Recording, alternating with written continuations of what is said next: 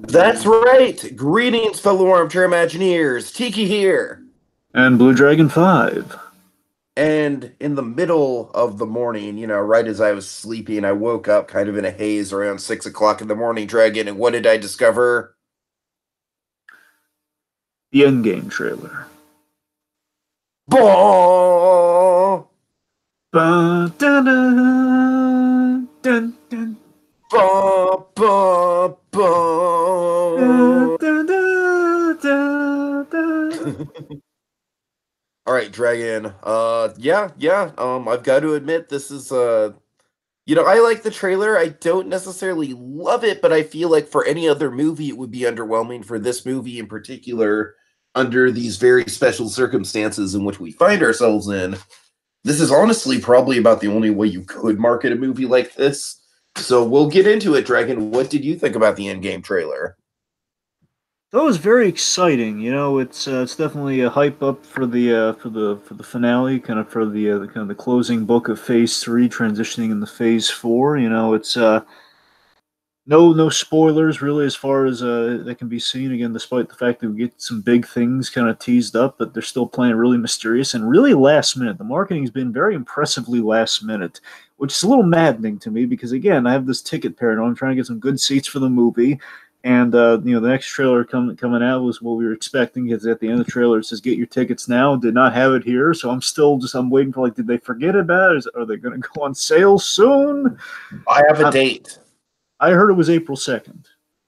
April 2nd, Dragon. Yeah, that's apparently the date. That's what I heard, but we'll see. I'm just worried it's gonna be like earlier than that because basically when this thing dropped, my first thought was like, oh no, like the one time I'm not at the ready for it, and it dropped. So after I checked that, then I watched the trailer because like, oh no. But false alarm there. At least so far so good. But yeah, but the point is, very paranoid, but it was a very cool trailer. All right. Can you hear me? Yes. Okay.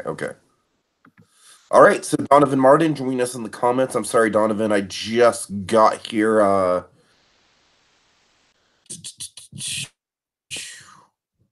be reading along in the comments along with you going forward. Dragon, Yeah. what? Let's see. I guess I should chime in with my opinions. Yeah. Okay. So this trailer probably had the most epic Avengers theme from any MCU movie, says Donovan Martin. Yes, I can agree to that. I can agree to that. Sorry, Dragon, just want to make sure I didn't miss anything here. Anyway, I'm sorry, Dragon. There's just I should have been on earlier. There's just too much. All right. Donovan Martin says, loved how each character said the line, whatever it takes. Should have used Imagine Dragons, whatever it takes, or Alan Walker's different word. Well, real Or quick, sorry. what? No, go on. You finish the thing. Okay, Sophia Carson, both hunting, but filled with hope. All right. Right. So, well, here's the thing with the whatever it takes thing, because for me, the most iconic whatever it takes for me personally is from Mask of the Phantasm, because I keep thinking of the whole, like, Batman saying the Joker in the defiant moments of Mask of the Phantasm, whatever it takes. It's what I keep thinking of, and of course we had like all this kind of the MCU equivalent to all like this epic trailer of all these whatever it takes by all these different great characters. So it's awesome. I'll give it that. All right, so my thoughts on the trailer, generally speaking, honestly, I feel like they could have gone with the same tone and the same ambiguous feel and given us a little bit more footage and a little bit less flashback. But by that same point, the flashbacks and the whole, like, pulling the Schindler's List and only seeing the red in the flashbacks and everything like that, that was very artistic and it made the trailer stand out. And the MCU is very good at doing that. They're very good at doing trailers that kind of work on their own merit as like a 2.5 minute, like, mini movie in a way.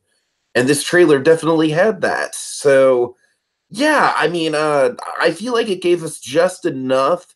I do wonder if on April 2nd we're gonna get like a big bang trailer that just really blows us out of the water. Like, oh my god, there's so much going on here. There's the lineup. There's oh my god, there's all the people in the quantum realm. We have to get them out. There's Spider-Man reaching for Tony. Holy crap, like Right. I feel like we could go there. We could go there.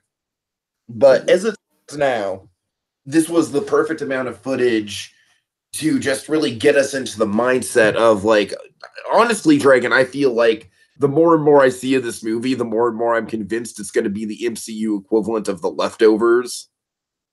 Well, everyone's making the leftovers comparison now, so now you're not alone. Hey, if this movie does anything, then it can shine a new light and interest on the leftovers and make the leftovers more pop culturally relevant. So I respect it for that. Right. Anyway, Well, speaking of the black, white, and red motif, of course, it's very interesting. They did that during the Super Bowl ad at the very start of it when they had like all like the Marvel logo pop up. It was all red, white, and black. The whole shebang there. And what's cool that is, I think that was them kind of. I love that it ties into the suits at the end of this trailer. I like that it's kind of thematic. I don't know if that's what was the plan or if it's just like kind of they want to go for like color wise. It's like blood on the hands or something. I don't know, but it then does link to what we have at the end of the trailer. So yeah. one of the things that I really did love about the trailer was the music, was kind of like the building, just uber bombastic Alan Silvestri theme done in a way we've never heard it before. Donovan Martin puts it in a great way. As soon as the theme was intense with the Thor callback, I was screaming, "Let's go!" while punching the air. Yeah. Dragon, you know what my favorite bit of the flashback was? What? Seeing the tiny Steve Martin or Steve. I'm sorry. I'm so sorry. The tiny Steve Rogers reflected in the glass. Right. Right. That really resonated with me because I feel like the first Avenger really is one of the more underrated MCU movies, and I do love the all the Chris Evans stuff. All the digitizing him to make him look tiny in that movie. It's Yeah, the great. Lola effects. Again, even back then they were still dazzling, folks. Again, as now they've gotten ridiculously good. We can have like a CG Sam Jackson look like just young Sam Jackson. Like, hey, what's up? I'm Young Sub Jackson. I'm just hanging out here in this movie, just chilling on the set. Yep. Just eating the All donut. right. Okay, Dragon, I think you can relate to this. Donovan Martin says the Cap callback with Peggy's infamous line made me cry, dead serious. Yeah, you know me. I'm a huge fan of Winter Soldier. Man, I heard that line. I was like, "Yep, that's from the big Peggy Carter scenes and Winter Soldier. It's great. Love it." I love the Mhm. thematic kind of like connects to those flashbacks that were chosen. Basically, it's giving you a sense of legacy going into it. It kind of gives you like the final chapter vibe of it all. That's the cool thing about the little kind of flashbacks there. It's kind of resonance I got from. I think it's kind of thematically tipping to what they might be doing in the movie, and that might be really clever marketing. But again, it's all speculative. So yeah.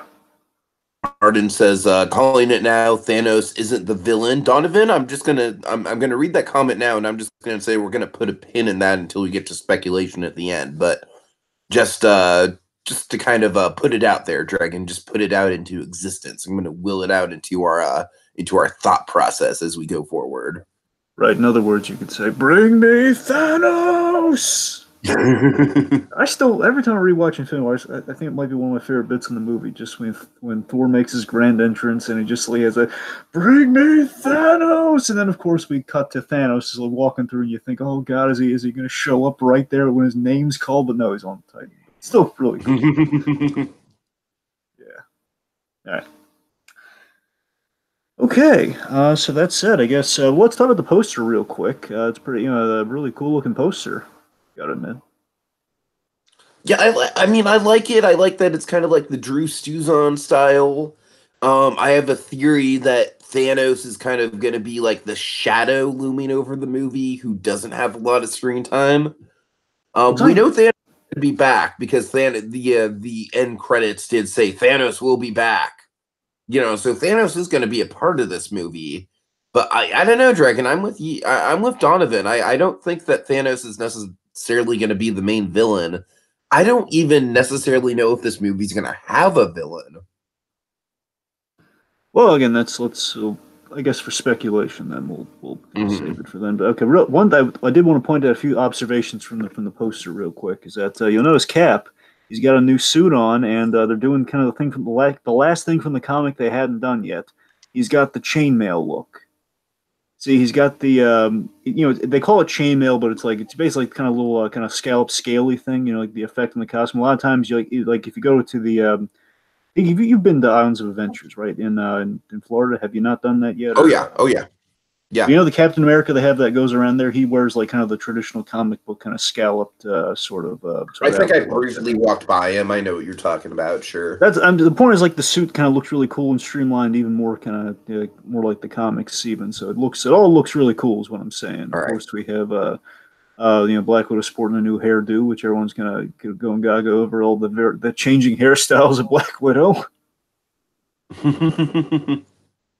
And let's see. I'm trying to think if there's anything. Oh, yeah, and of course, Thanos seems to be wearing his armor, which from the last trailer we know that Thanos has the scarecrow with the armor on it, to suggest that maybe he's redonning it. So it'd be interesting. All right. Okay, all that said, I guess we should just go straight to the screen share then, right? I mean, straight Yeah, let's do it. to the shot by shot. Okay. All right, we've Shot got by shot. All right. got some subtitles going, just to kind of actually coherent subtitles, folks. So break it down. All right. Okay, so you'll notice the sandy location of Tony Stark all the way back from Iron Man 1 post crash right now. Kind of reflecting back to the very beginning. It seems like 1,000 years ago. He fought his way out of that cave. Of course, we've seen a little bit of this before with him kind of recording a message for Pepper Potts. And of course, right there, let's just stop that. And of course, here we go, the black, white, and red all over, as it were. And the red all over is kind of like the emotional kind of heart of the matter. I like that they're using kind of the red on kind of the nice parts here, where again, it's like the whole proof that Tony Stark has a heart, has a little bit of red there. It's nice. Hmm. Of course, kind of lamenting over how much he loves Pepper Potts, how much he's grown since the first Iron Man movie. And basically, the bigger emphasis is kind of the position we find Tony Stark right now, where this is the cool thing that we've been talking about in the marketing so far, and the thing that really has me hyped, especially in this trailer. One of my favorite bits in this trailer is I I love Tony reflecting on his arc in the MCU and just like, and it has this great line that's going to pull up right now. I was hoping I could pull off one last surprise, and it's like Tony Stark. He's done everything. Like we keep surprising us at every turn throughout the MCU, and he's back in a position more helpless than he's ever been before. He's stranded in space, which he also kind of fears, by the way. Stranded in space, the ultimate cave-like situation. He's doomed. And it just like that Tony Stark and it's almost like it's like an all-star Superman bit here, where it's like Superman, like the last mythic feats before Superman quote unquote died in that story, and here it's Tony Stark again, having been through all these great things in the MCU. It's like he's hoping to pull off one last mythic feat. I mean, how great is that? Yeah, Donovan mentions what is the surprise that Tony mentioned, and Dragon, I think you hit the nail right over the head there. I feel like the surprise that Tony was talking about was his ideal version of how Infinity War would have played out, which is them just kind of sweeping down and saving the day. Yeah, but yeah, man, Oh, what I mean, I love just Dragon, love any thoughts on the Living Tribunal as the villain? Living Tribunal. That's an interesting one because from what I understand, what I can recall, the Living Tribunal had an Easter egg in Doctor Strange, which of course Doctor Strange definitely had a big bearing on the events of Infinity War, where he said, we have, this is the end game, it's the only way we could win, all that stuff. Which, if I'm remembering correctly, it's either the boots or the staff. I think it's the staff. Remember Mordo? Remember Carl Mordo? Remember Doctor Strange's buddy who turned bad guy? Yeah, yeah, yeah.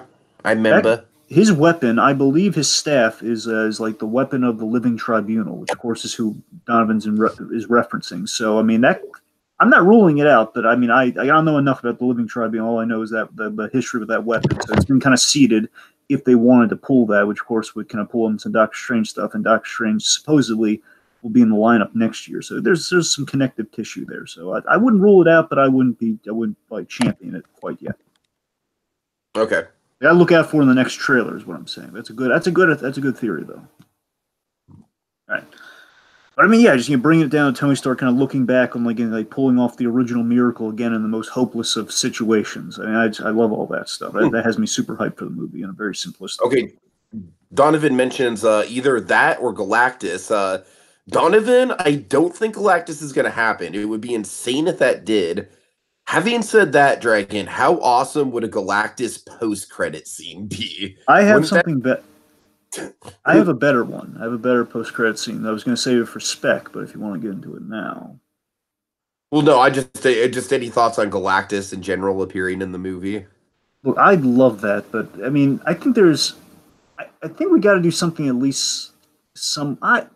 Here's the thing. I don't think Galactus is going to be in it because right now there's a lot. From what I understand, there's a little bit of red tape with Fantastic Four. Like, No, no, no. Here's the thing. Donovan Martin mentions the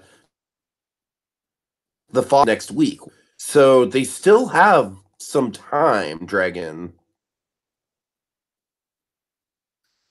I'm sorry. What do you mean? have some time to go through some red tape and put something in there. Like Donovan Martin, I like it's not going to be a major role. Like Galactus is not going to be the main villain of the movie. I can guarantee you Well, that's that. what I'm saying. I don't think he's going to be a main villain. Is what I'm saying. But Dragon, I'm saying like, what do you think of him appearing in the post credits?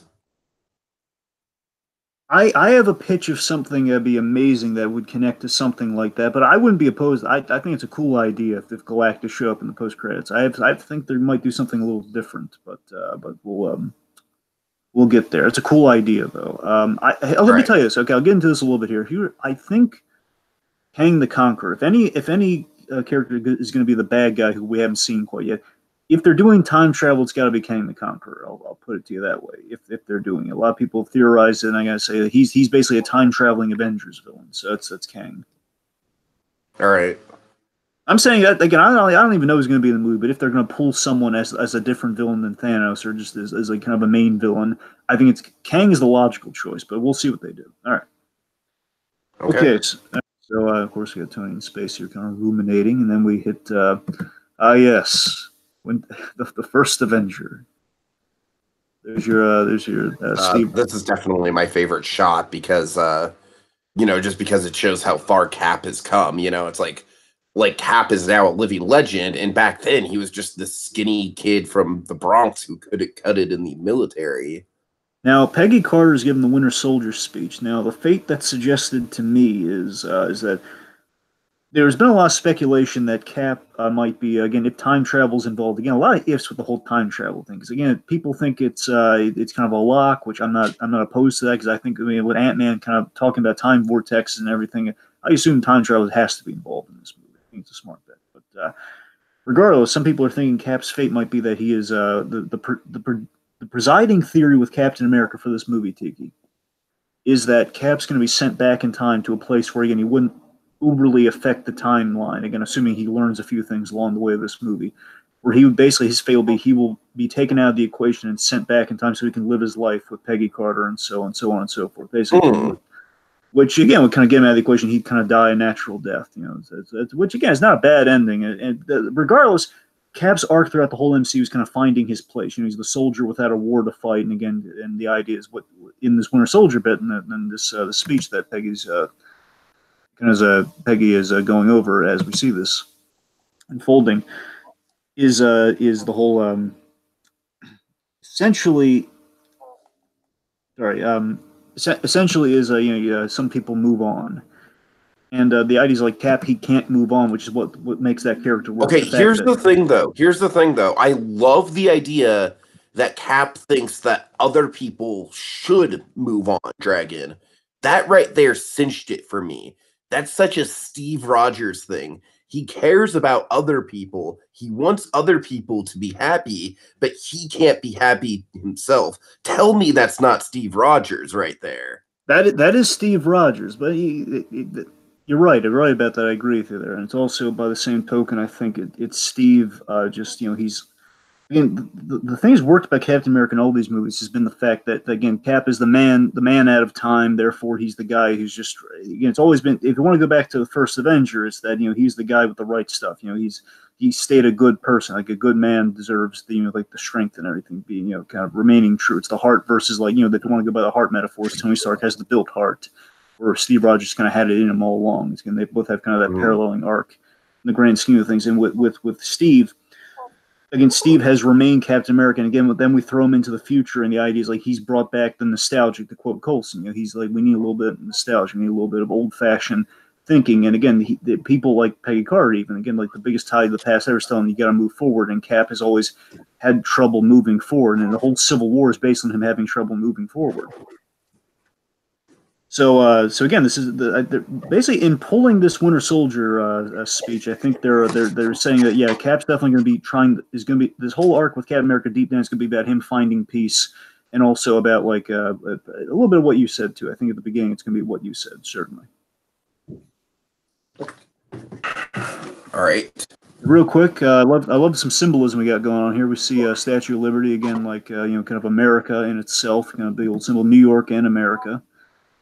Of course, we have the veteran scene. It's most likely, it's going to be heartbreaking if this is exactly what it looks like in the marketing, where Steve's at the place. He's at a kind of at a support group that most likely, if again, it's going to kill me in the theater, it's going to bring a tear in my eye if he's in the veteran center where he met Falcon. He's just missing his buddies. It's going to break my heart. It's going to be beautiful.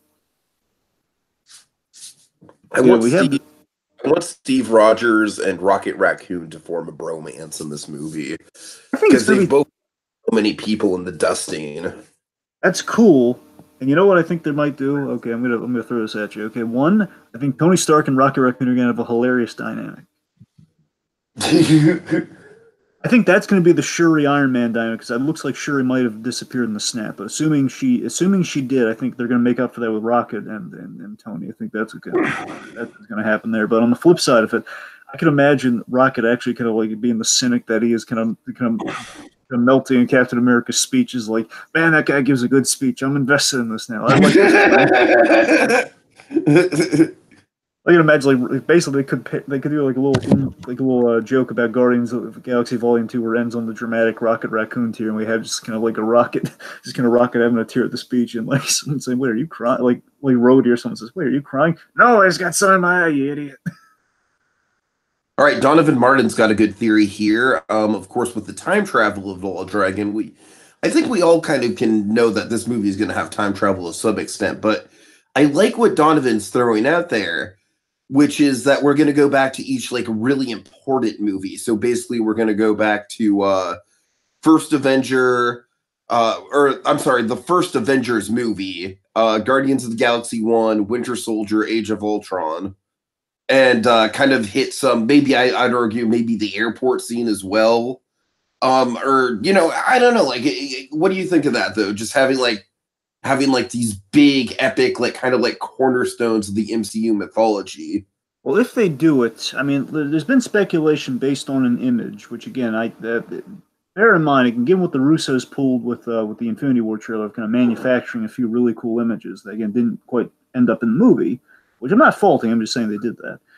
There's some images suggesting that either through Ant-Man or just through, again, maybe the collective of them time traveling through time. But let's just say Ant-Man, if anyone, because at the very least, I think we can all agree that Ant-Man's going to be time traveling because he was in like a time pocket that saved him from the snap. That's it, as far as we know, because we had mentions of time vortex. It's going to be really strange if we do nothing with that. So at least Ant-Man's going to time travel somewhat. Mm. Point being, question is how far, but the point is he'll be time traveling to some extent. And I think Ant-Man might be exploring the MCU, and maybe he'll be getting some help along the way. Who knows? But at the very least, I think we're going to get to the Avengers. At the very least, we got to get to the Avengers. In terms of how far back we go, again, if at some point we do the 40s, like here's the thing, Kang messes with time a lot. And if Kang is the bad guy, I could see Cap like ending up in the 40s and just kind of staying there, hence the whole Captain America fate. I could buy that if it's Kang. So I'm not. That's a good theory, Donovan. Is what I'm getting at. So yeah, that's not bad. I could see that happening. It's a question of how far they'll go with it. Mm-hmm. All right. So right now we see Hawkeye, and this is one of two characters. Either his daughter that we kind of set up in the. Yeah, Donovan was mentioning this earlier. It was, and I agree with him. This is like one of the most effective moments in the trailer for me, because it's almost sort of like. You don't see the dusting happen, but it's so inevitable that it's going to happen. I know one thing, because again, there's a question of if Cassie Lang disappeared in the snap. And I'm going to be heartbroken if Scott Lang discovers that his daughter was dusted. That's the thing that's going to break my heart most in the movie. I'm going to be beside myself. I'm going to need inside out tissues on that one. But yeah, so Hawkeye and most likely his daughter. Here's the thing: there's a character in the comics. Someone took over the Hawkeye mantle. It was a girl by the name of Kate Bishop. Some people are theorizing this could be her, and here she's much taller than Hawkeye's daughter. But then again, time jump, a little time might have passed, and again, it's been 2 years since we saw. Well, more than 2 years since Age of Ultron, so she could have grown up. So there's nothing saying this isn't still the daughter. And given the whole high five here, and she, by height comparison, looks like it's his daughter. It's pretty simple, you know.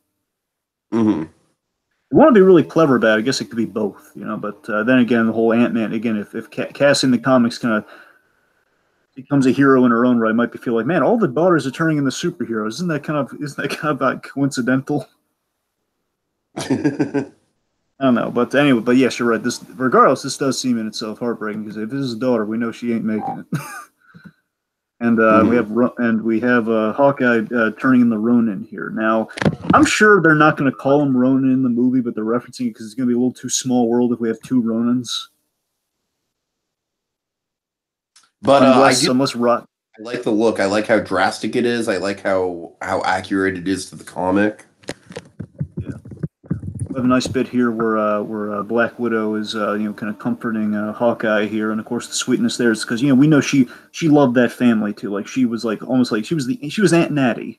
She was Aunt Nat. That's who she was.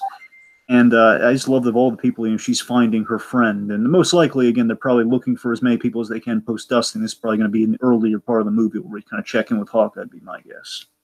Mm-hmm. She's finding him, she's seeking him out, he's going I've even heard that some people have said that it might even be the cold open. Quite possibly. I mean, it's possible. And again, he looks accurate for Ronan. Ronan sometimes had I think sometimes they give Ronan a mask, which never looked quite right. So I think what they're doing with Hawkeye, with a lot of people, some people love the hair, some people don't like the hair. What do we think of the Ronan hair? I like the hair because it's so different and so striking. Honestly, yeah, I like it too. Again, basically, if you're gonna, all over, it looks like a new look, so it's cool. All right, let's see. So then we have again the funeral shot from Civil War, where he's kind of laying Peggy Carter to rest.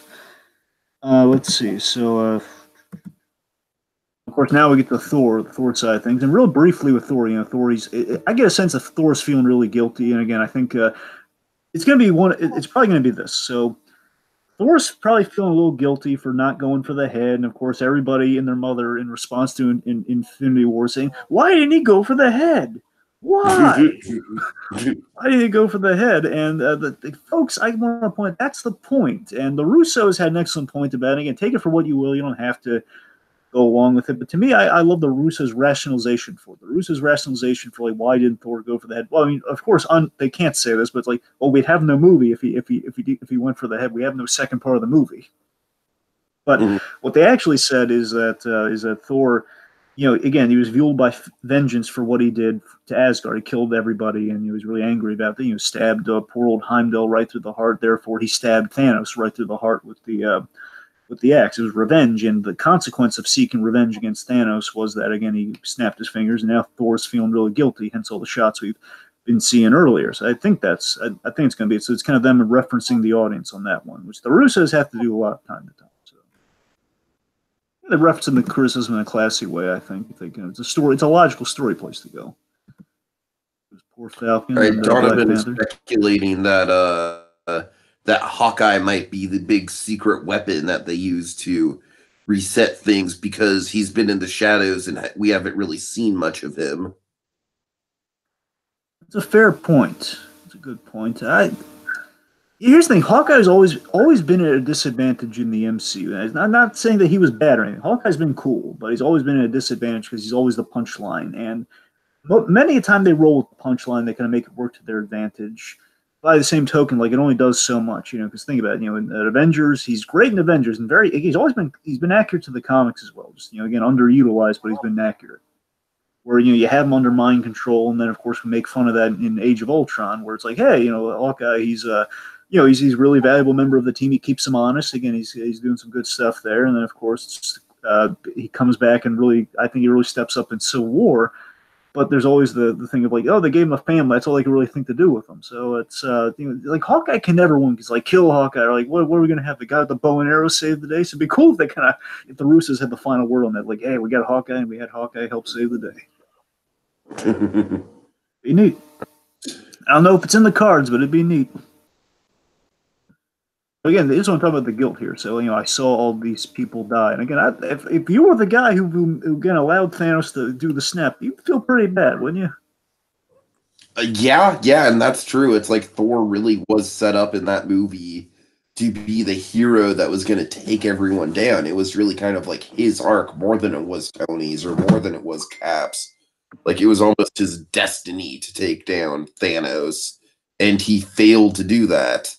And again, like that was all. Again, that was all the gas Thor had in the tank. Because again, he's lost everything. He lost literally everything in the course of the MCU. He's lost his father, his brother, his mother. He's his best friend. He's lost them all. And that's the thing. I just love that we had that beautiful moment in Infinity War between Thor and Rocket. Where he just says like, I'm this many years. It's Chris Hemsworth. I think that moment is Chris Hemsworth's finest performance in the MCU. We'll see what happens in this I next think movie. so too. Yeah. That still is like the most beautiful scene I've ever seen with Thor in any of the Marvel movies. It really is. So, of course, we have Steve kind of echoing Peggy Carter's philosophy, where I keep telling everybody to move on, but I haven't. Like some people, well, keep telling people they should move on. Again, there's where Bucky turned to ash right there, folks. You know what I mean? My Winter Soldier love. I'm like, oh no, and Bucky was the first to go too, and he just got him back. He just got him back. Oh God. Some do, but not us. And this is a great, great philosophy here. And of course, we had a little bit of this in the Super Bowl trailer, but again, a little bit more kind of like Steve Rogers kind of lamenting on things here, where it's they keep telling people to move on because that's all you can do. And when everybody loses members of their families and friends and such, and just like literally a snap of a finger, and most of them don't know what's going on. Can you imagine the Avengers breaking the news to people how that went down? Can you imagine that? We're just Yeah. like like Rhodey drew the short straw and he has to explain everybody. Okay, everybody, hey, listen, I got some bad news. So we fought, and hey, we saved you guys, but you'll notice that there are a lot of empty parking spaces now, and there's a reason for that. Um, yeah. So Also, there was this earlier in the chat, Donovan mentioned like Rocket Raccoon is going to be the ray of sunshine in the movie, and also he's finally going to get Bucky's arm. Well, again, I'll remind you that Bucky's arm currently is kind of like depressing ash right now, but it's sure. Let's see. But yeah, I mean, I guess again, poor someone explained that. Yeah, there's this big purple alien. Yes, big purple alien. We said it with a golden gauntlet. Had all these special gems in it, and he kind of snapped his fingers, and gauntlet was so powerful, kind of wiped out half of humanity. So yeah, Steve, can we just say it's the decimation? No one's ever gonna buy this. All right, fine, the decimation. Fine, make it cryptic. Fine. Sad anyway. It's all sad. Anyway, so, but yeah, again, this whole I love that as Steve says this. I love that the next thing we see is kind of the symbol of not moving on. I mean, think about this. Cap, again, as I mentioned, Cap as a symbol, as a guy who, Cap in a nutshell, is a guy who doesn't move on. Again, that he's kind of the nostalgia. He's like, we got to look back here to kind of keep ourselves honest. And it's basically the whole point of Winter Soldier is that, and the whole downside to that is in Civil War, where again that kind of caused the rift between him and Tony. Donovan mentions just call it the Rapture, which honestly, I don't. That might be a good way to go about it. I'm pretty sure they're officially going with Decimation. I think that was in one of the earlier trailers, but yeah, sure. The Rapture, if you want to give a meaning, but again, I think it's borrowing too much from Leftovers. A little bit of Bruce Banner in there, not he was kind of looking around all sad. All right, but then here, I love this. So again, one we have. Yeah. Oh, can I really go ahead with my Leftovers point? All right. Do I have your? I'm sorry, Tiki, come again. All right. So with the leftovers, I'm sorry, I already lost it. Go ahead, Dragon, my bad. Okay, point being, so again, I love that. Again, we have kind of our two symbols here. We have the symbol of not moving on with Cap with what he's saying there, and again, I love Cap's kind of defiantly saying like, "Hey, some people move on, not us. We're not moving on." Again, just kind of saying he's owning it right there. That's cool. But then, of course, we have as he's kind of talking about that sort of stuff. Then we have the real symbol for the movie of not moving on and kind of hope in general, which is kind of what we've been doing in the marketing so far, which I've loved. Is Ant-Man. Ant-Man's back, like right after that. Okay, Ant-Man, he's back in the fray. But I love this. Again, I'm speculating here. I'm hoping against hopes. He's doing the Marty McFly walk. He's doing the Marty McFly walk where you walk into the new timeline, you're kind of like exploring the space, like looking around at everything. He's pretty much what he's doing here. It's like, what? It's like right there. Look, right there. Yeah, McFly yeah, walk. I hear you. Speaking of that, so again, basically, it's no well-kept secret that again, my big hope is that Scott Lang is going to be kind of the Marty McFly. Basically, if Captain Marvel's the big guns, Ant-Man's the Marty McFly, kind of every man trying to kind of help people on the ground level. That's pretty much where I'm kind of hoping the movie goes with him. It's what I've been saying ever since Ant-Man and the Wasp, and since he was kind of excluded from Infinity War, that he would be one of the hopeful secret weapons. But regardless. This shot, though, again, it's a really great shot of him just like most likely coming back, and this might be like early in the movie, of course, where he's coming back from the quantum realm, and he's walking around, and we have these missing posters. By the way, these missing posters are really neat. Okay, really quick, Dragon. Donovan's making some interesting points, interesting theories here. He's saying, guarantee you that the aftermath of this movie will be the formation of the Illuminati. Now, Dragon, I do know about the MCU Illuminati via Linkara, Yep. so so I kind of generally get what that concept is. What do you think?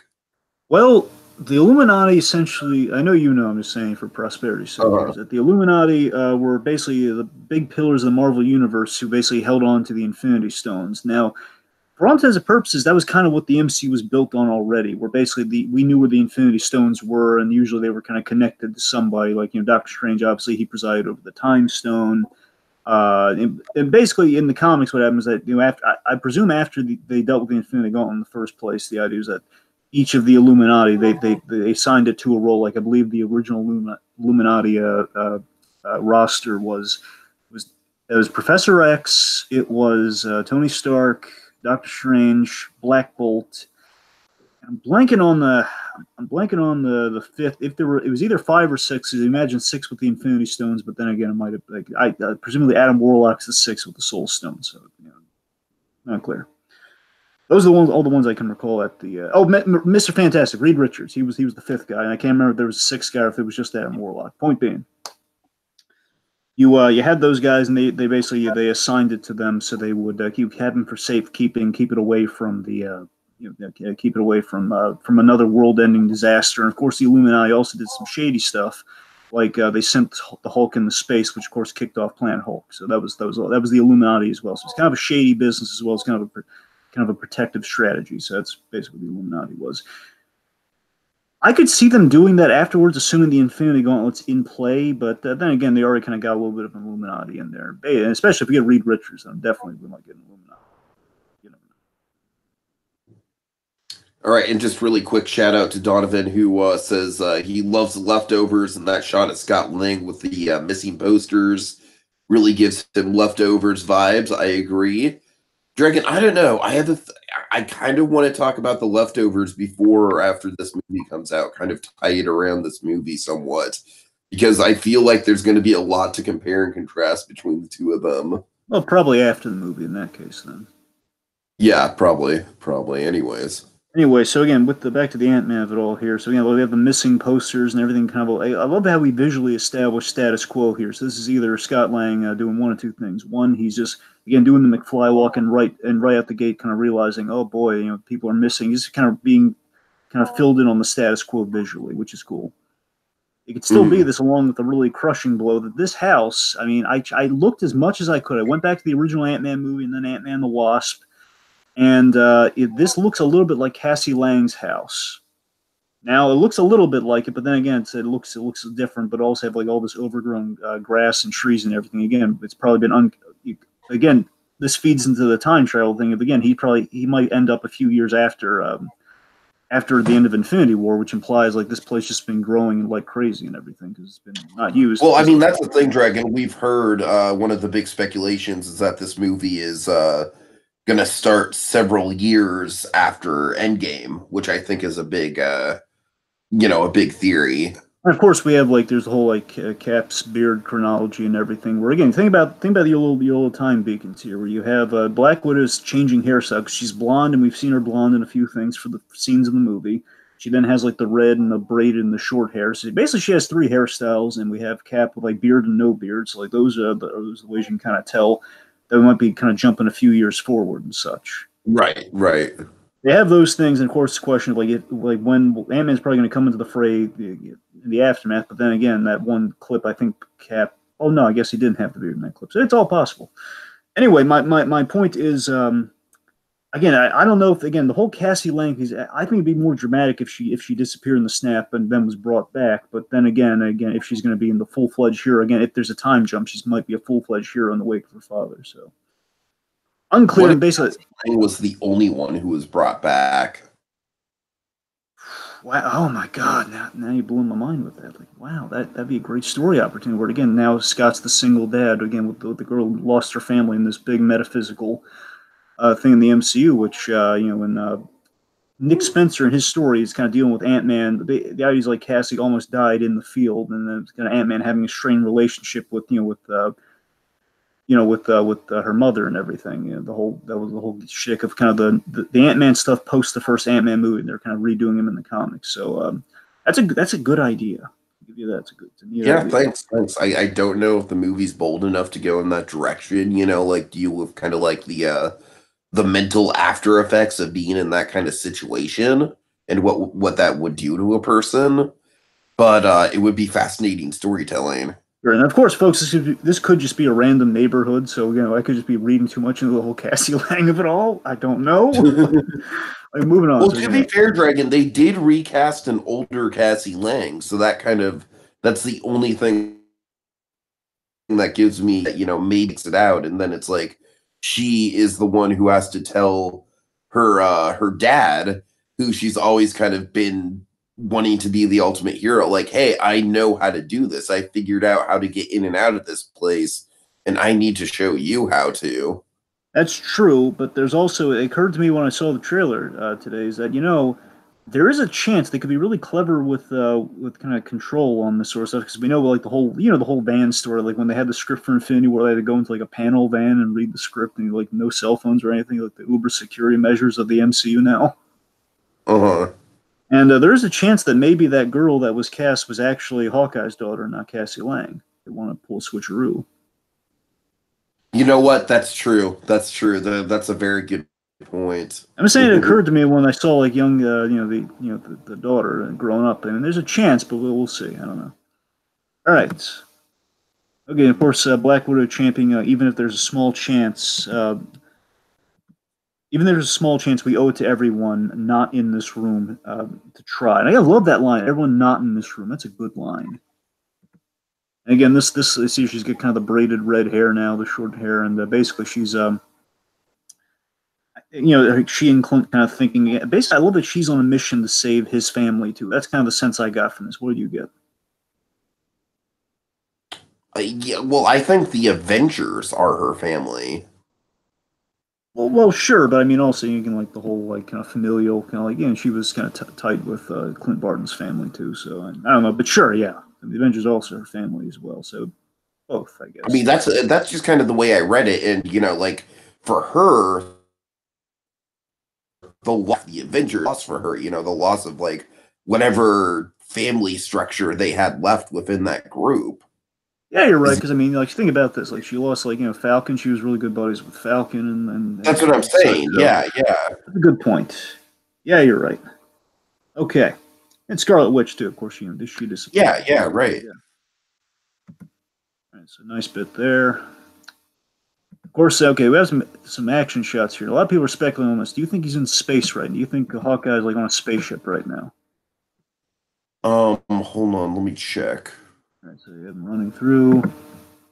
Yeah, looks like it. Looks like it. It looks like space to me too, but then again, there's some water on the floor. So I mean, again, I'm not saying you can't have water on the floor in space, but it's I don't know. It looks like it could be like a base or something. They need something from an old Hydra base or something, or I don't know. Basically, it's some base that is definitely kind of exploding. Could be the engine room of a spaceship or something. The point is, it seems to me like my spec is that the two of them are going to be doing something possibly in the first act. Hence the whole like maybe again if we start off with Hawkeye, if we do that. The point being, I think a lot of people are going to have assigned roles before the big third act climax, and I think in these smaller missions, these smaller parts of the initial two acts, I think Black Widow and Hawkeye, they're going to be getting kind of like a ground level. They have to sneak into something and do something. I think it might involve either a ship or like some base of some kind. That's what they're doing here. That's why they're kind of like getting all cozy beforehand. Like, we're going to do this, man, right? Yeah.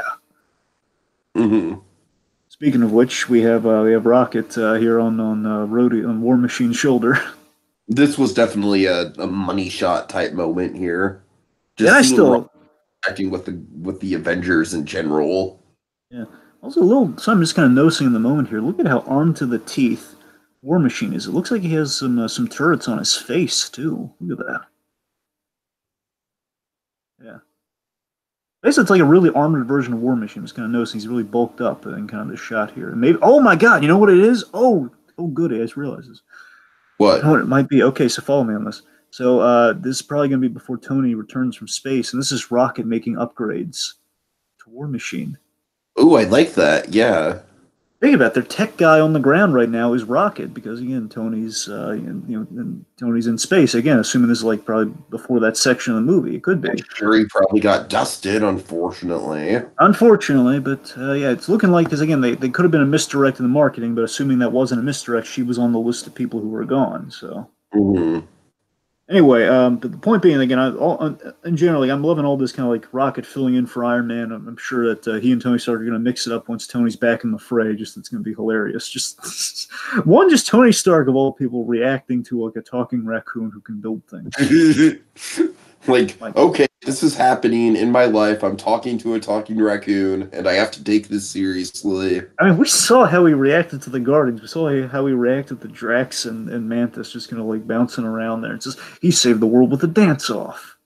And just like Iron Man being rarely is Tony Stark speechless. So rarely is he, and that's great. Okay, we will. Awesome. Oh well, basically, I guess to give a little bit of context here, what I think's happening here is this is they bring Dragon. Really quick, Don's seen that it's an alternate dimension rocket. really. He says, look at the clothes. I'm not sure what he's getting at, Okay, well, honestly. what he's saying is if you look, this is a different costume for Rocket. He wasn't wearing, he's wearing his usual get up in Infinity War, I believe. So the point is he's in a little get up here. I mean, there's chances just could have made it, but then again, if it is an alternate dimension, it would explain why Rhodey looks different and Rocket's get up. Which, by the way, to my recollection, this get up that Rocket's wearing is from the original Guardians of the Galaxy comics.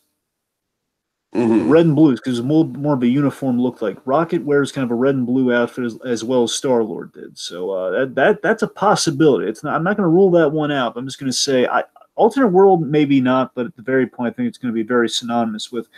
A lot of people are speculating the suits at the end are from this thing called Marvel Heroes. It's like a game. I think it's like not Contest of Champions, but some. I think it's from a game, but it could be from a Marvel story. I'm not thinking of right now. But this might be again. That might be an alternate universe type thing. If they're really they're doubling down on it, that could explain the suits. I don't know.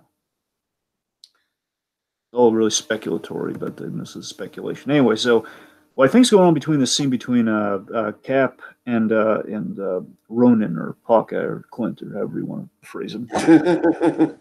Man of many names. Now he's got three names. But no, seriously. With seriously, I think what's happening here is Black Widow. She goes to fetch Hawkeye. She brings him back, and this is like kind of Hawkeye giving him the sob story, like I lost my basically the explanation of what happened with the family. Maybe a flashback to that Arrow scene. Then of course her being dusted like a second later, and basically Cap making the promise we have it's a long shot, but we're gonna plan to either avenge him or get him back. We're gonna get justice for him. We're gonna bring him back if we can.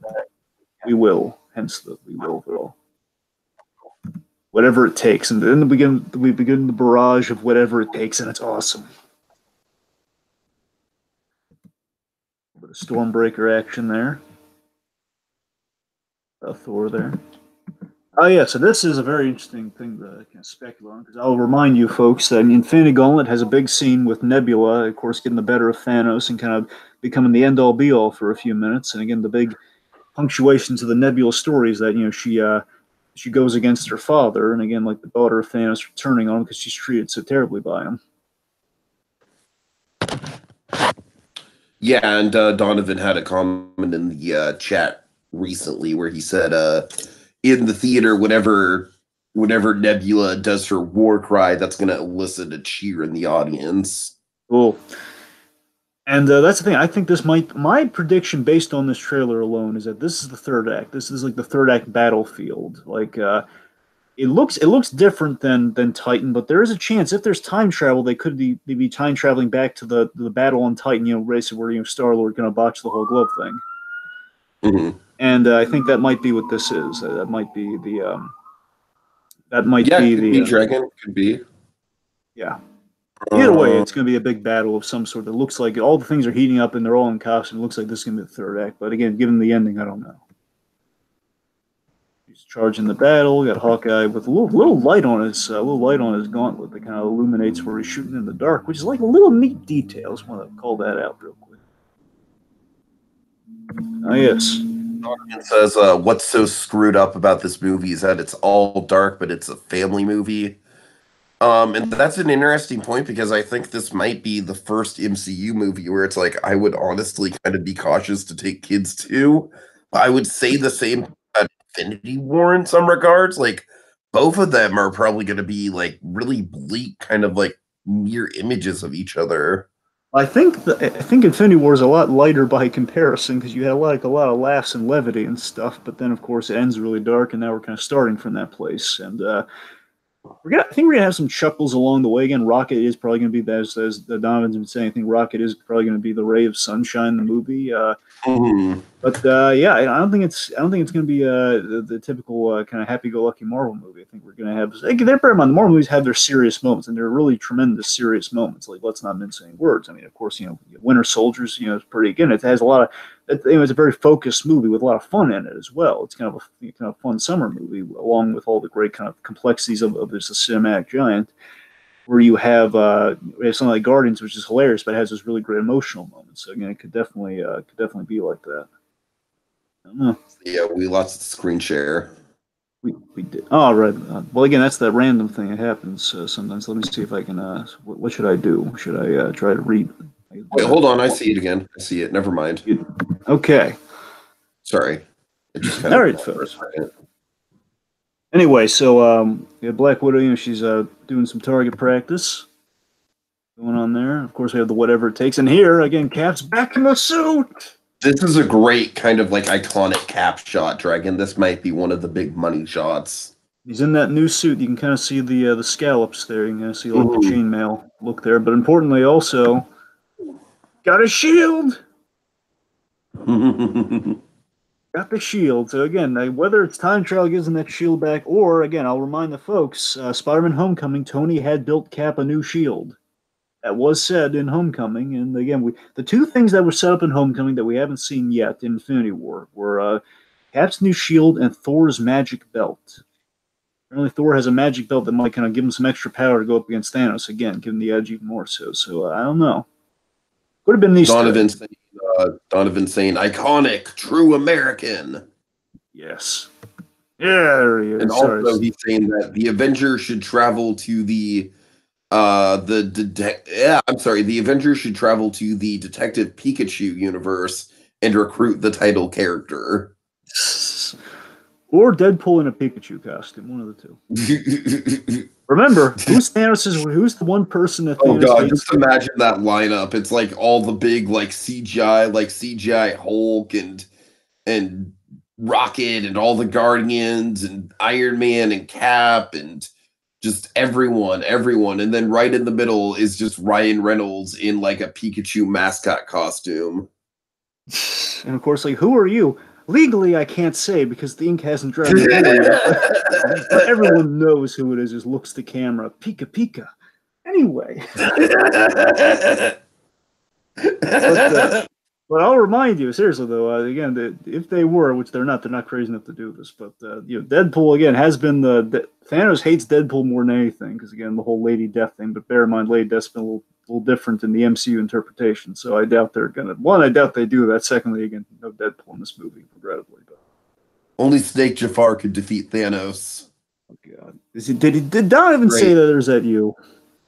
No, Donovan said that. Yep. Man, the snake is catching on, man. Everyone's loving the snake. Hashtag Snake Jafar. Yep. All right, so we got Cap means business. Look at him; he's all angry and stuff. He's in the thick of battle again. He has that background like Nebula had, which makes me think third act, and it's going to be awesome.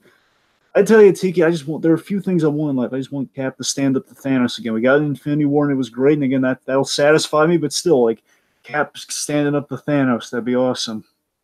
Mm-hmm. Shield and all. Okay, and this is I love that. Again, it might be on the same location everybody else is right now, but I love Ant-Man on the kind of the micro version of that battle. Like there's a pencil and like a console. I imagine like the plane's going to get shot down or something. We have Ant-Man just kind of like jumping around doing stuff right now. He's jumping on this pencil. We have some wires and like I guess cords and stuff coming out. Having down some water, fuel. Really impressive. The scale of Ant-Man just keeps getting better and better, and just more believable the more we see of it. Yeah. And then I love the Tony, like the dramatic whatever it takes from Tony. Like Tony just looks dead serious in this trailer. I love it. It's like it's not kind of like the cracky, like overly wise, like overly funny Tony that we got in Homecoming that kind of warranted mixed results. It really is just kind of the most sympathetic I feel like we've ever seen Tony in the MCU. Like he's in a place where he's just reflecting on everything. I'll remind you, it's all this whatever it takes going around here. Again, he's in a very cave-like environment, but with the whatever it takes, it sounds like like all these whatever it takes implies that again, this is like for all the Marvels, like they're willing to sacrifice their lives here. Again, this is gonna be the last we're gonna see of Cap and Iron Man. I question if they're gonna die or there's something else is gonna happen to them. They're gonna retire. But regardless, this is the end of these. These guys are putting everything they've got into this last movie for them. Mm-hmm. All right. That's a lot of pressure. A lot of what? A lot of pressure. Oh yeah. Yes. So now here we go. So we have like and I love this. Now this is really cool in the Super Bowl thing where they're all in silhouette, just kind of walking against that light. Now we get to see what they look like up close, and they're in these white and red, these black, white, and red suits. They again reflect the kind of vaguely monochromatic thing we had earlier on. There's a little suit here. I love the little Avengers crest on them. And so the real question for me is, are these? My initial thought is these are space suits. That's what I'm thinking. But if they're not space suits, they could be space suits, or some people are theorizing they're for the quantum realm, which would make sense. I'm leaning more towards the quantum realm side of things, just because they've been kind of slowly building up the quantum realm. Here's the thing: we know you need a suit. You need a special suit for the quantum realm. Space. Well, again, we saw all Tony and Spider-Man. They had iron suits on. Bear in mind, but still, like you could survive going to another planet, assuming the air is breathable. You can survive outside of a spacesuit. And of course, we've seen it with all the Guardians movies. So again, you don't technically need a suit for space. But by the same token, yeah, the quantum realm seems like I think quantum realm is going to be the right answer. But again, if they're time traveling, they're probably going to need to navigate the quantum realm. So basically, this might be a confirmation of time travel for all we know. It's unclear. Mm-hmm. It's the cool suit. What do you think of the suit just aesthetically? Huh? Aesthetically, I think they look really sleek, really nice. They kind of fit into the Ant-Man aesthetic. And again, speaking of the Ant-Man aesthetic, they have these little shoulder pieces there, which look very Ant-Man. Which, as again, I think this might prove quantum realm. I'm kind of changing my tune on a little bit in the moment here, because again, these very much fit the design of Ant-Man. That's what I'm saying. Yeah. And again, like why the big reason I kind of the other reason I lean towards the quantum realm in retrospect here is because you look at Rhodey. I mean, Rhodey's silly. Why on earth would Rhodey need a suit that just looks like this? Where again, it has to be like for a quantum realm reason. Like especially you need a special coating or something for this. So otherwise, you just wear the iron suit. But of course, you need some extra protection. It's going to be for that instead of space, because again, Tony survived in space in the Iron Man suit. Right. Of course, here's the big reveal that Tony's on the ground with him and Nebula. Tony and Nebula made it back, and they're on the Now, ground. what do So you think he's about this, Dragon? What do you think about this? I've heard it kind of go both ways. Some people think of it as a big spoiler. Other people are like, well, there's no way Tony and Nebula didn't make it back to Earth. And for me, I don't know. I think there was always a chance that Nebula could have perished before getting back to Earth. Tony, yes. Tony, I'm not surprised by. But I don't I know. What do you think? Do you think that's too big of a reveal? I never expected Nebula to die that early on. I bear in mind I never expected her to die that early on because I figured she could be maybe used for like talking about use some parts from her or something. But I never imagined she was going to pass because again I think she has that important role. My prevailing theory I guess is that I think she's going to end up if we bring everyone back, there's still the matter of Gamora, and most likely they're going to put Gamora in Guardians 3. And to do that, bear in mind, things are a little bit in flux at Guardians 3, of course, but assuming they bring Gamora back, the only way they could do that without cheapening her death would be Nebula switches place with her by getting the Infinity Gauntlet or something. Basically, she sacrifices herself so you feel like you still did lose something. And Nebula's been in a number of movies, and of course, Gamora's sister. Therefore, we get Gamora back and we have an equal sacrifice. Mhm. That's where I think we're going with Gamora in terms of if it's a spoiler or not.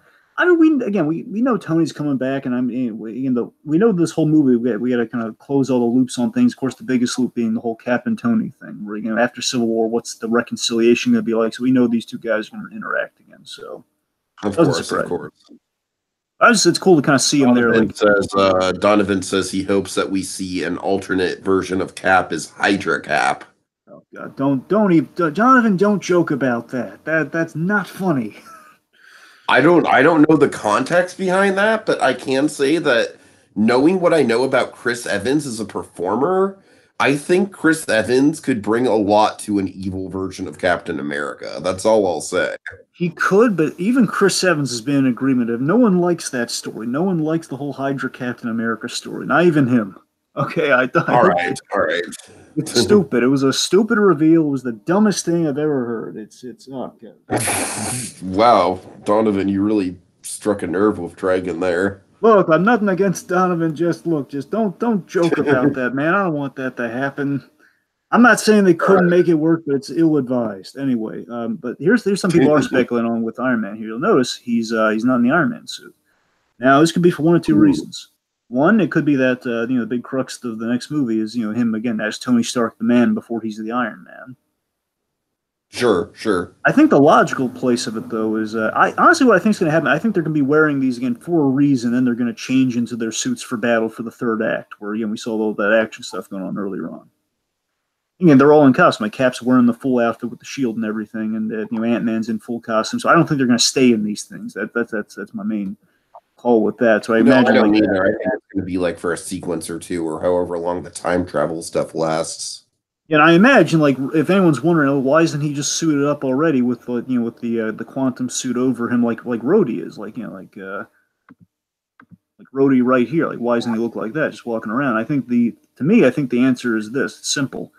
He has the nanotech thing. He puts on like literally the arc reactor, and the nanotech forms around him. Therefore, it's less cumbersome. That's what I think. That's what I think the reason is. So if he there's a chance he might not wear an Iron Man suit, but I think judging by the poster, he does in fact wear an Iron Man suit on. It could be marketing, or it could just be well, how can you not have the suit up at least for a bit? You know? Mhm. Again, Yeah, flashing back to other stuff, he probably is going to be wearing an Iron suit, even if it goes into the past with wearing a suit so people are satiated. But regardless, I think it's going to be these not wearing the nanotech thing anyway. And also, you had Black Widow with the short hair, which I gotta tell you, looks. This is gonna sound really inane and stupid, but what do you think about Black Widow's hairstyle? the ever-changing Yeah, hairstyles I of think she Black Widow. changes. It changes in every movie, and this is the new one. What do you think? Yeah, it looks nice. It looks nice. A little bit of blonde in there, a little bit of blonde streak. It's kind of a little meeting in the middle. I don't know. Now, this is interesting. A little thing with the logo here. Of course, a lot of broken stuff with the big A here, but you'll notice this ring going around the A. Now this ring, it looks a little similar to the ships that the children of Thanos they drove. Remember the big donut ships, the big donut hole things? Hmm. It could be one of those, but a lot of people, again, this looks very consistent with Kang the Conqueror. I'll tell you that. So that's a big kind of this to me. If they're going to do Kang, this looks very Kang the Conqueror esque. You would create time portals and stuff that looks a little bit like this. So I don't know how firm. I'm saying this would help kind of the whole time travel thing possibly. If at the very least, if Kang's the bad guy, it would look something like this. I'd be a guess.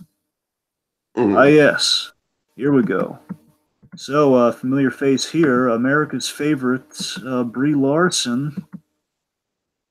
Yeah, and Oh God. we. Dragon, what do you think about the meta quality of this gag where it's like, all right, we're just going to show her stone face. She's not going to have a word of dialogue. She's not going to crack a joke. She's just going to stand there and not react to Thor, and that's the gag. I really, yeah, I can only assume that is intentional. I'm simpatico with you on that one. It has to be a meta bit here. Well, basically, it's a meta thing of like, yeah, she's. Part of me hopes that's not her acting choices. I'm just gonna play this stone faced. I hope that's not her choice. I hope it's I think it's an in joke. I really do. I think the MCU knows what they're doing. I think they know that the fact that Carol Danvers doesn't really emote much is kind of like a running gag. If anything else, Dragon, I feel like it's a more classy version of what they tried to do with Iron Fist and the Defenders. likewise. So that's I'm sorry, that's a great comparison. I wouldn't have thought to make that Mhm. comparison. But what I'm getting at is I think you're absolutely on the money, Tiki, and that is an in joke. And what I think the in joke is again, this is the Russos. This is what's cool about the Russos. The Russos will take what the fans have to say in consideration. They will reference it in some way that is really a kind of a clever way, or at least a way that's not insulting. It's not like a Jar Jar Binks like smiling at you in one of the Star Wars prequels. Like it's not one of those things. It's not like a like f the, it's not like a bleep the camera bit. Here, what I think it is basically I think this is them trying to facilitate the whole. It's Marvel trying to smooth things over because again, there's a lot of again, a lot of people are loving Captain Marvel, but of course, there's a lot of the people. I can't tell you how many articles I'm seeing like people trolling Captain Marvel and all those articles, which again signals to me and to Marvel, I'd imagine that there is a predominant sect of people who are against the movie, whether it be for good reasons or not. There are people who are against Captain Marvel as a character, especially again, you and I being skeptical of her being filling in the Phase Four void. Like she's gonna have to basically be the new Iron Man, which is that's Yeah, exactly. In that first movie, the first movie was okay. I think it got by more on its interesting narrative structure and plot twist than it did on the lead actress. And of course, Sam Jackson was really the reason to see that movie. the point is the movie was not as it was not the doom that people were projecting it to be, and I'm of the Doctor Strange mindset. That's where I hope they're going with Captain Marvel. And I think Endgame will be a huge kind of determination of that. Where she's introduced, she's solid enough. It's a solid enough origin movie, and then we get her beyond that. She becomes better and better each time we do more stuff with her. Like Doctor Strange, the peak of Doctor Strange is Infinity War. He's excellent in Infinity War. I love him in Infinity War. He was solid in Doctor Strange. He was good, nothing wrong there. I love seeing him in Thor Ragnarok. Infinity War was his peak. And it makes me excited for like Mhm. Doctor Strange doing everything more than I was the first movie. And that's the thing. I think with Captain Marvel, this movie again, she has a big role. Like the idea is that she and Thor, they're the big guns because you'll notice they're not in the big quantum realm shop. At least from what we saw, they're not suited up or anything. They're not there. And the assumption is that this is early in the movie because well, let's just say I think we're going to see a scene in this movie where she's introduced early on without giving too Okay. much away there. Anyone who hasn't Yeah, seen yeah. it, anyway. But yeah, so Right, right. I know what you're talking about. point being, I think this is gonna be early in the movie, and then these two they're gonna realize that okay, our big guns to take on Thanos are Thor and Captain Marvel, because again, Thor has literally the Thanos killing weapon. Remember, what kind of weapon is that? The Thanos killing kind, and we have Captain Marvel, who in the comics has gone toe to toe with Thanos, and again is kind of talked up to be the big X factor along with Ant Man to kind of help change the tides of everything. So I think I like that we're kind of assigning these roles and these duties that are going to help. It's not just like Captain Marvel single handedly doing it. Yeah, yeah. It At least definitely seems like a collaborative. And that's the thing, Dragon. I've never bought from the beginning that Captain Marvel was just gonna kind of come in and be like, oh no, sorry, heroes that you spent 19, 20 movies invested in. I'm just going to come in and swoop in and save the day, and you guys aren't going to do anything. Dragon, frankly, I trust the MCU more than that. I really do. Exactly, and I think that's what this is. This is kind of an olive branch within a trailer. That's what I really viewed this moment as, where it's Thor saying, "I like this one," saying, "Guys, give her a chance. She's gonna dazzle you in Endgame." It's kind of basically the passing of the torch, saying, "Like, hey, give her a chance, guys. Even Thor likes her." Mm-hmm. Look at that smile. Look at that Asgardian smile. Look at that. Tell me that isn't hopeful. It's like, you know what, guy? Like they should have had him on the press tour for Captain Marvel. That's what they really should have done. It's like Chris Hemsworth saying, "Guys, give it a chance. Come on." You know? Yeah, yeah. I gotta tell you, here's the thing: the movie's gonna be so dour, but we have these little happy moments. Too. Like, I like her. Look at that's the right there. Says it all. All right, let's see. So, okay, here's my theory for the post credit scene. I um I think this was kind of in someone in the, I was talking to somebody during this kind of a forum on a live stream, if you will. I was talking to this basically the idea was kind of present itself, and I kind of imagined why couldn't it be the post credit scene where imagine this is the ultimate post credit scene to end all post credit scenes. You ready for this?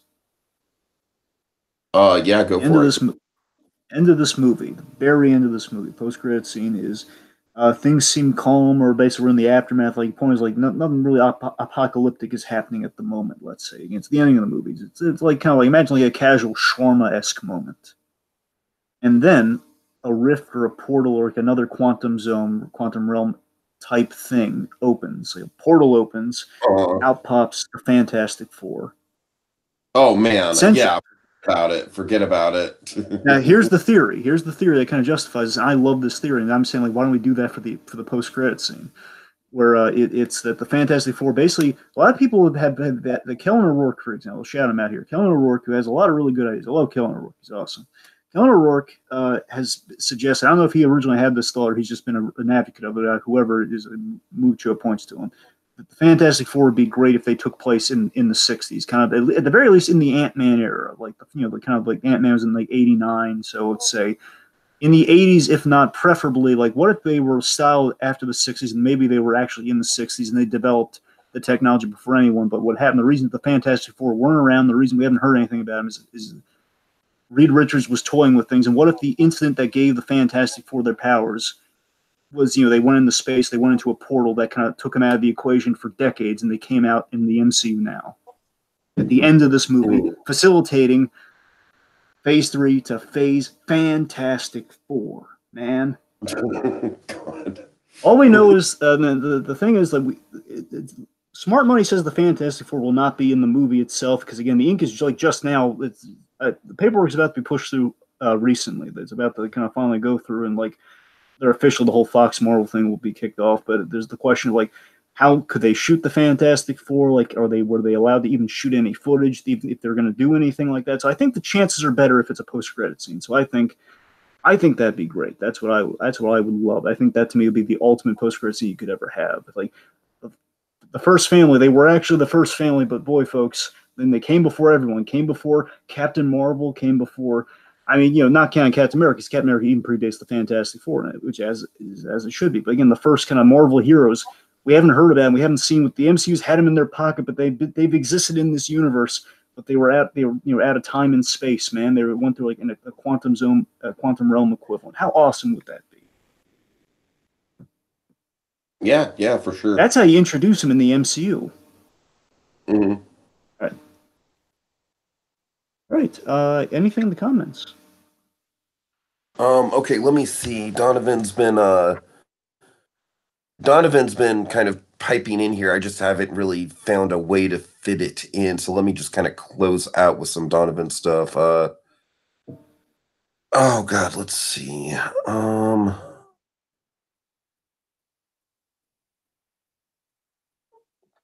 God, killed me when Thor's axe shot right past her head, demonstrating his his dominance. I think he's kidding with that, but Well, it is a giant hammer. I mean, it's not even the ordinary. It's Stormbreaker. It's this giant axe, and I'll let you make your own Freudian assumptions there. I really hope Tony and Steve get the literal blow. I'm not really sure what that means.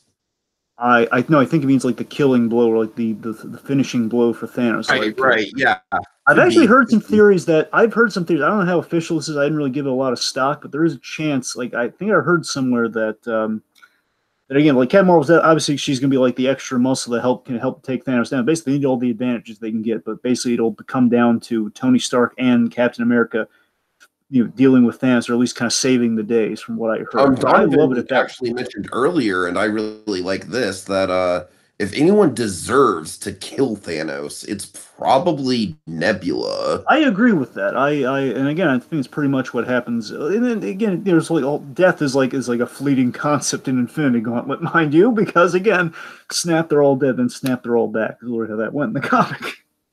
Uh-huh. But Nebula had a big kind of "fu dad" moment with Thanos, which is really cool, and that's what I imagine they're going to be doing. So yeah, I absolutely agree, Donovan. Nebula should be the one. Nebula should be the one who kills Thanos. But again, like I wouldn't mind if Captain America has big moment from the book where he stood up to Thanos, which we got a little taste of Infinity War. I can live with that, but if we got more, it'd be great. But I've been Iron Man though. Again, Iron Man had like the final moment with Thanos, where Thanos like stabbed him and essentially almost killed him. And they like, I hope they remember you. Again, wouldn't that be a great? If we reverse that moment where Tony Stark kind of got the last word on Thanos, the guy who started the whole MCU. Wouldn't that be neat? Oh yeah, oh yeah. Yeah.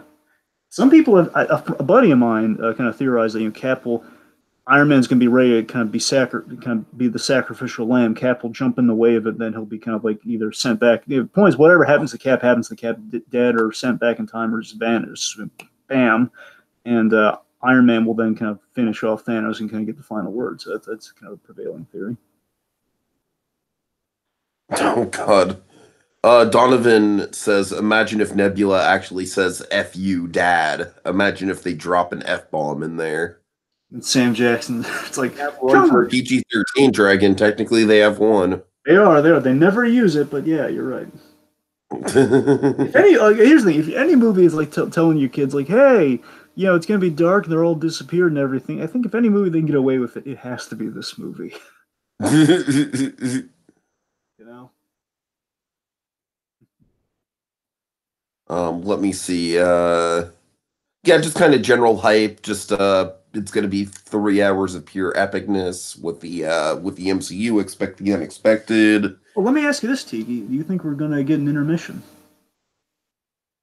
No, I don't think we're gonna get an intermission because I sat through Return of the Kings and Return of the King in theaters. That was like 3 hours and 20 minutes long. I The non think I think here's the thing: is a question of I think the word is that it's going to be 3 hours long, which I don't think is going to necessitate an intermission. However, if it's 3.5 hours, because there was word like them if they've edited down the 3 hours or what, I'm not sure if they've edited down to that point or if they're going to have to decide to edit from that point or not. If they're going to just keep everything in there, and let's just say it ends up at like 3.5 hours or at most 3 hours 40 minutes, then they're going to have to do an. I imagine they're going to do an intermission if it breaches that point. That's what I think. Okay. All right. All right. Well, folks, we are very close. We are very close, Dragon. Of course, like I said, it looks like the tickets, by all intents and purposes, are going to go on sale on April 2nd. I'm crossing my fingers and holding my breath for that at the very least, and hoping that I have the same paranoia that you have, Dragon, that the April 2nd thing is just a ruse, and then it's going to drop when we're least expecting it, and then it's going to be too late. And I am having quite a bit of anxiety over that. But, at last, it is nice to know that the big money maker in Hollywood right now, Dragon. It's kind of like wish fulfillment for us as comic book geeks, right? Like I could say like my dad, just to get kind of sentimental here for a second, like my dad grew up on Marvel Comics and he grew up watching like the 60s Spider-Man cartoon and stuff like that. And the MCU is just such a wild pipe dream for him. And that's why I take him to go see each and every Marvel movie that comes out. Is that it's just I love sharing that experience with him. It's like for me, the movies are almost less about me and more about him and reliving his childhood and seeing all the characters that he remembered from the comic books realized on screen. I mean, I know that he never thought he'd get a good Thor movie, for example. He never thought he'd get Thor. And look how far we've come with how popular Thor is in pop culture. Thor is a household name. I'm gonna raise you that sentiment with my own It just kind of sentiment. goes to show the power of the MCU. I'm gonna raise you that sentiment with my own sentiment. Uh, Okay. I'm gonna mirror it too. See, my father too. I mentioned this way back when we did the Iron Man commentary. Again, I kind of it was kind of a remember, I saw Iron Man, the Universal City Walk with my father, and honestly, I got the whole family in there for the one time. Even my grandfather never wants to go to the movies. Even got in there for like the one that like the last movie I haven't rarely like I saw Toy Story 2 with my grandfather. So like basically I had like that's the last time I had like the whole family there, if not most of them there again. Like Toy Story is like the Toy Story films have been like I guess Toy Story 3 is what I think I got them in there for Toy Story 3. Those are the only exceptions. The Toy Story films, the original ones, like I don't think I'd be able to get them for Toy Story 4, but I got them for the original three. But and my father, collected like Superman was kind of his barometer and like kind of superheroes. And over the years, I tried to get him into the DC stuff, and he was, I think, it was a little bit more just kind of like trying to placate the kid who loved Batman the animated series. I think that's really what he was trying to Mm. do. But seriously though, Superman collectively is like from Christopher Lee, everybody and their father loves Christopher Lee. Like who doesn't? It's a great movie. It's an institution, classic. But again, when I saw that movie with him, my father's always been kind of a lover of kind of science fiction, but also kind of the broadening technologies of the future and everything. Is there was a time where he had like a the magazines that had like those like kind of National Geographic kind of science magazines always kind of demonstrate the new like advancements in science and everything, technology, all that sort of stuff. And Iron Man came out, and my father fell in love, and he matched kind of my love for the Marvel movies and kind of superheroes. He got into it big time, and from that point forward, 2008 to the day, he and I have been very simpatico on superheroes and Mm. everything. I mean, again, he loves Iron Man. Iron Man's his favorite. My grandmother and I, we love Captain America a little bit more, but Oh yeah. but I mean, again, I was there with him. Iron Man, again, it's the fact that he and I have a thing that we share, and he does on his own. Like he loves those things. We get him Iron Man stuff for his birthday and Father's Day and everything, all sorts of stuff. And that's the thing. The MCU, and again, the end of it, the end like, well, this is gonna be the last time. Well, presumably, it's gonna be the last time we're gonna see Tony Stark as Iron Man. And It's gonna be. interestingly, Dragon Donovan actually has similar experiences. He says he actually has seen almost every MCU movie in theaters with his father as well. Yep, I don't know. It's a father. It's like a passing the torch, fathers and sons. I don't know if we're just all being Also, Dragon secular. Donovan's mentioning Fandango fan alert. Do you know anything about that? He's saying sign up for that, and they'll alert you when tickets go on sale. Apparently. Yeah, I know what he's saying, but you also have to get like a lot of ads and stuff. I'm assuming Fandango fan alert. Fandango fan alert. Basically, like I guess it emails you or something when the tickets are on sale. I mean, it's a good idea, but it's I don't know. I mean, it's a whole like I'm afraid of junk. I know it sounds so stupid and petty, but I'm afraid of junk mail. I don't want Oh all no, that not the junk. junk mail, sir. I'm not afraid of it. It's like I don't want to deal with junk mail, No, man. I hear ya. I'm in I a hear good ya. place with junk mail right now, right? So I get very minimal. I get rid of it. I already get telemarketer calls I can't stand. But it's okay. Point. We're sounding like old men. We're lamenting over our fathers here. So it's I don't know. It's like maybe it just brings out the kind of the maybe we've gotten soft in our old age. But it gets the I'm MCU. not It's up. lamenting over my father because my father is still very much All alive, right, but fine. I mean, lamenting over the joy of things. All right. The point is, we're all a little bit of bonding, kind of a little nostalgia, a little bit of kind of I don't know. Point is the MCU is kind of a no, no, bonding you're thing. right. It's a nice moment to kind of round out on that whole sentiment about the father-son bonding with the MCU Yeah, it's again, it's like entire. MCU.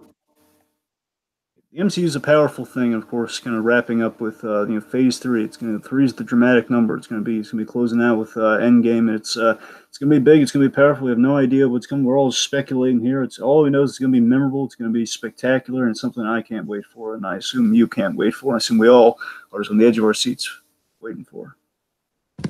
Yeah, I'm pretty stoked, Dragon. I am pretty stoked. Yep. Bah, Whatever it takes. bah, bah, bah, bah, Bum bum. bah.